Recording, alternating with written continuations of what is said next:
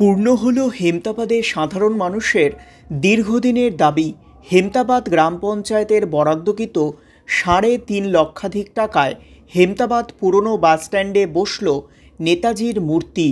মঙ্গলবার দুপুরে আনুষ্ঠানিকভাবে উদ্বোধন করা হয় এই মূর্তির, যেখানে উপস্থিত ছিলেন রাজ্যের শিক্ষা প্রতিমন্ত্রী সত্যজিৎ বর্মন, হেমতাবাদ পঞ্চায়েত সমিতির সভাপতি শম্ভু রায়, হেমতাবাদ গ্রাম পঞ্চায়েতের প্রধান মহিদুর রহমান, হেমতাবাদ ব্লকের বিডিও সুদীপ পালসহ অন্যান্যরা।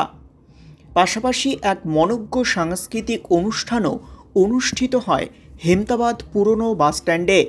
এ ব্যাপারে হেমতাবাদ গ্রাম পঞ্চায়েতের প্রধান সাংবাদিকদের মুখোমুখি হয়ে বলেন, আপনার নাম, আপনি কোন গ্রাম পঞ্চায়েতে কি দায়িত্বে রয়েছে? নাম মহিদুর রহমান, আমি হেমতাবাদ ৪ নং হেমতাবাদ গ্রাম পঞ্চায়েতের প্রধান। আজকে কি কর্মসূচি করা হলো, কত বরাদ্দ কি আছে? আজকে নেতাজি সুভাষচন্দ্র বসু পূর্ণমূর্তি উদ্বোধন করা হলো। এটা দীর্ঘদিনের সংগ্রাম ছিল। হেমতাবাদের কোথাও নেতাজির পূর্ণমূর্তি নেই।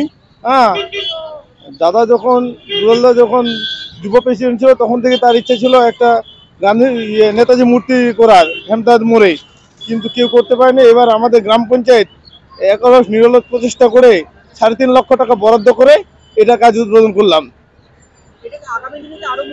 আগামী দিনে আমাদের আরো ৩ জায়গায় মূর্তি হবে, গান্ধীর মূর্তি হবে, সিধু কানুর মূর্তি হবে।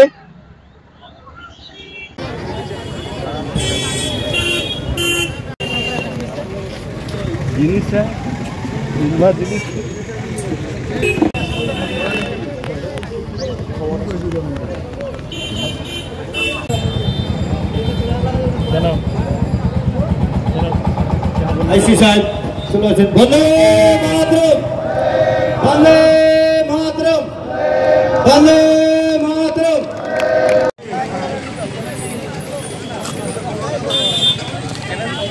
হ্যালো, কৃষকরা আসুন।